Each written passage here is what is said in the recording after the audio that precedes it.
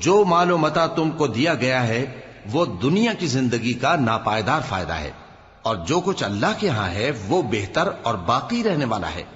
یعنی ان لوگوں کے لیے جو ایمان لائے اور اپنے پروردگار پر بھروسہ رکھتے ہیں،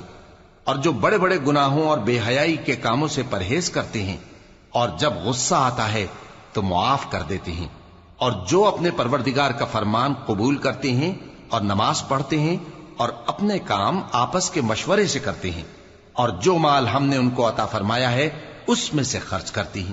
اور جو ایسے ہیں کہ جب ان پر ظلم و زیادتی ہو تو مناسب طریقے سے بدلہ بھی لیتی ہیں، اور برائی کا بدلہ تو اسی طرح کی برائی ہے، مگر جو درگزر کرے اور معاملے کو درست کر دے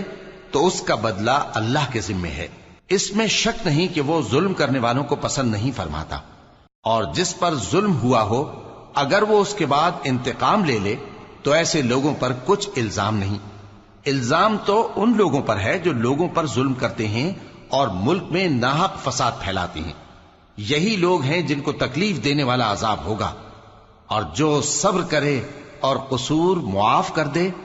تو یہ بڑی ہمت کے کام ہیں۔ اور جس شخص کو اللہ گمراہ رہنے دے تو اس کے بعد اس کا کوئی دوست نہیں۔ اور تم ظالموں کو دیکھو گے کہ جب وہ دوزخ کا عذاب دیکھیں گے تو کہیں گے کیا دنیا میں واپس جانے کی کوئی سبیل ہے؟ اور تم ان کو دیکھو گے کہ دوزخ کے سامنے لائے جائیں گے، ذلت سے عاجزی کرتے ہوئے چھپی نگاہ سے دیکھ رہے ہوں گے، اور مومن لوگ کہیں گے کہ گھاٹے میں رہنے والے تو وہ ہیں جنہوں نے قیامت کے دن اپنے آپ کو اور اپنے گھر والوں کو خسارے میں ڈالا۔ دیکھو کہ بے انصاف لوگ ہمیشہ کے دکھ میں پڑے رہیں گے، اور اللہ کے سوا ان کے کوئی دوست نہ ہوں گے کہ اللہ کے سوا ان کو مدد دے سکیں، اور جس کو اللہ گمراہ رہنے دے اس کے لیے ہدایت کا کوئی رستہ نہیں۔ ان سے کہہ دو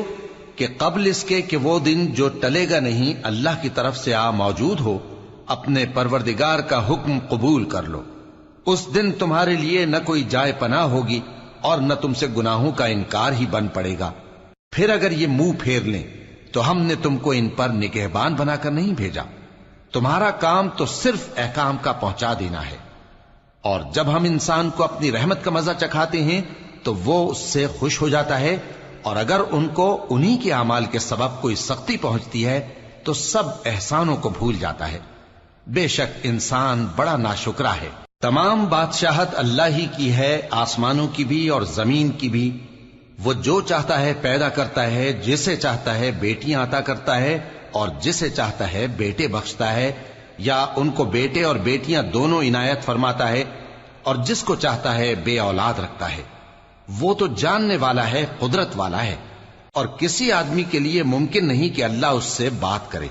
مگر وحی کے ذریعے یا پردے کے پیچھے سے، یا کوئی فرشتہ بھیج دے تو وہ اللہ کے حکم سے جو اللہ چاہے القا کرے۔ بے شک وہ بلند و برتر ہے، حکمت والا ہے۔ اور اسی طرح ہم نے اپنے حکم سے تمہاری طرف روح القدس کے ذریعے سے قرآن بھیجا ہے۔ تم نہ تو کتاب کو جانتے تھے اور نہ ایمان کو، لیکن ہم نے اس کو نور بنایا ہے کہ اس سے ہم اپنے بندوں میں سے جس کو چاہتے ہیں ہدایت کرتے ہیں۔ اور بے شک اے نبی تم سیدھا رستہ دکھاتے ہو، یعنی اس اللہ کا رستہ جو آسمانوں اور زمین کی سب چیزوں کا مالک ہے۔ دیکھو سب کام اللہ کی طرف رجوع ہوں گے اور وہی ان میں فیصلہ کرے گا۔ شروع اللہ کا نام لے کر جو بڑا مہربان نہایت رحم والا ہے۔ حامیم